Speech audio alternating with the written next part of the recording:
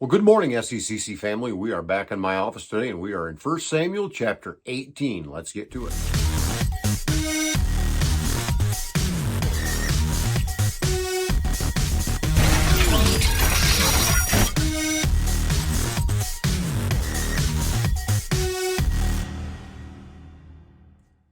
As soon as he had finished speaking to Saul, the soul of Jonathan was knit to the soul of David, and Jonathan loved him as his own soul. And Saul took him that day and would not let him return to his father's house. Then Jonathan made a covenant with David because he loved him as his own soul. And Jonathan stripped himself of his robe that was on him and gave it to David, and his armor, and even his sword and bow and his belt. And David went out and was successful wherever Saul sent him, so that Saul sent him over the men of war.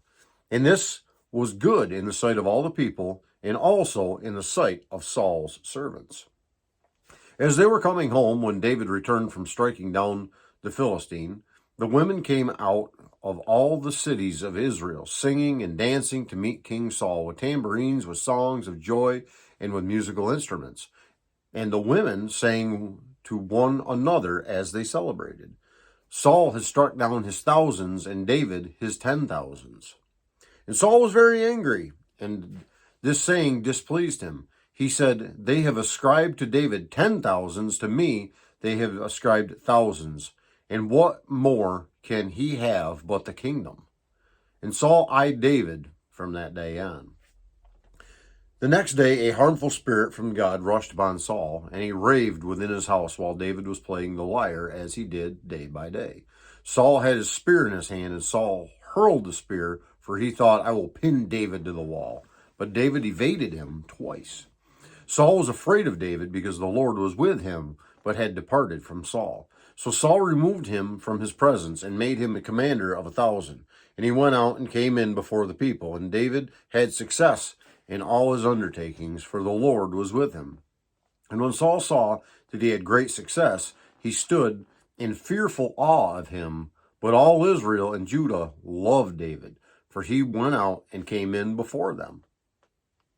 Then Saul said to David, "Here is my elder daughter Merab. I will give her to you for a wife. Only be valiant for me and fight the Lord's battles." For Saul thought, "Let not my hand be against him, but let the hand of the Philistines be against him." And David said to Saul, "Who am I, and who are my relatives, my father's clan in Israel, that I should be son-in-law to the king?" But at that time, when Merab, Saul's daughter, should have been given to David, she was given to Adriel, the Maholathite, for a wife. Now Saul's daughter Michal loved David, and they told Saul, and the thing pleased him. Saul thought, "Let me give her to him, that she may be a snare for him, and that the hand of the Philistines may be against him." Therefore Saul said to David a second time, "You shall now be my son-in-law." And Saul commanded the servants, "Speak to David in private, and say, Behold, the king has delight in you, and all his servants love you. Now then, become the king's son-in-law." And Saul's servants spoke these words in the ears of David. And David said, "Does it seem to you like a little thing to become the king's son-in-law, since I am a poor man and have no reputation?" And the servants of Saul told him, "Thus and so did David speak." Then Saul said, "Thus shall you say to David, the king desires no bride price except 100 foreskins of the Philistines, that he may be avenged of the king's enemies." Now Saul thought to make David fall by the hand of the Philistines, and when his servants told David these words, it pleased David well to be the king's son-in-law. Before the time had expired, David arose and went, along with his men, and killed 200 of the Philistines. And David brought their foreskins, which were given in full number to the king, that he might become the king's son-in-law. And Saul gave him his daughter Michal for a wife. But when Saul saw and knew that the Lord was with David, and that Michal, Saul's daughter, loved him, Saul was even more afraid of David. So Saul was David's enemy continually. Then the commanders of the Philistines came out to battle, and as often as they came out, David had more success than all the servants of Saul, so that his name was highly esteemed. 1 Samuel chapter 19. And Saul spoke to Jonathan his son and to all his servants that they should kill David. But Jonathan, Saul's son, delighted much in David, and Jonathan told David, Saul my father seeks to kill you.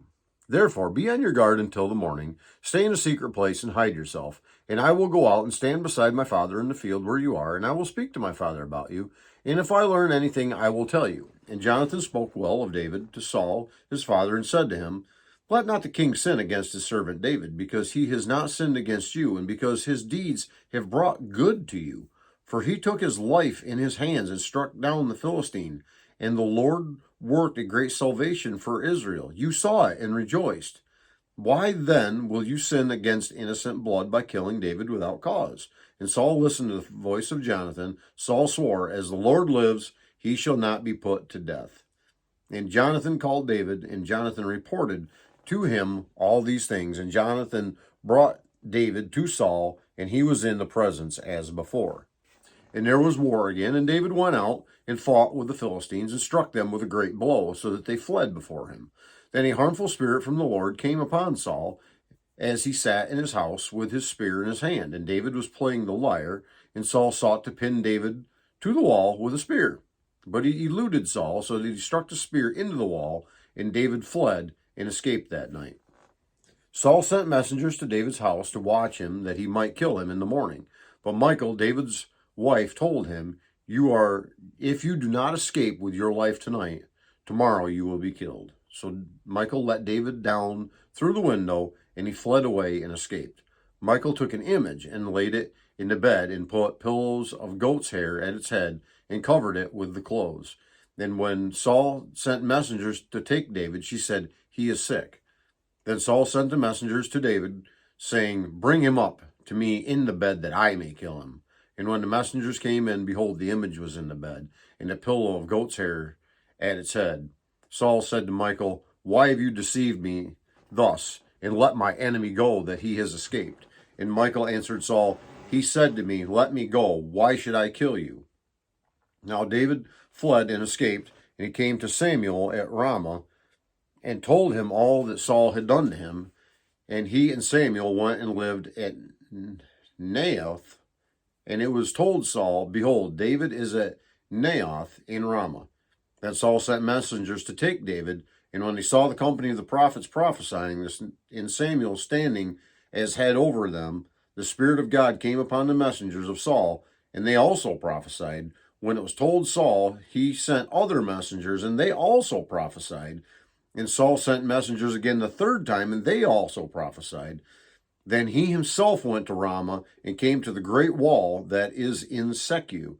And he asked, where is Samuel and David? And one said, behold, they are at Naioth in Ramah. And he went there to Naioth in Ramah, and the Spirit of God came upon him also, as he went, and he prophesied until he came to Naioth in Ramah. And he too stripped off his clothes, and he too prophesied before Samuel, and lay naked all that day, all that night. Thus it is said, is Saul also among the prophets. It's going to wrap up our reading today of 1 Samuel chapters 18 and 19. Lord willing, we will be right back here again tomorrow, maybe right here in the office. Not sure what work has prepared for us or whatever, but until then, I would ask that God would richly bless you. Yes, you have a great and godly day, and I will see you at some point.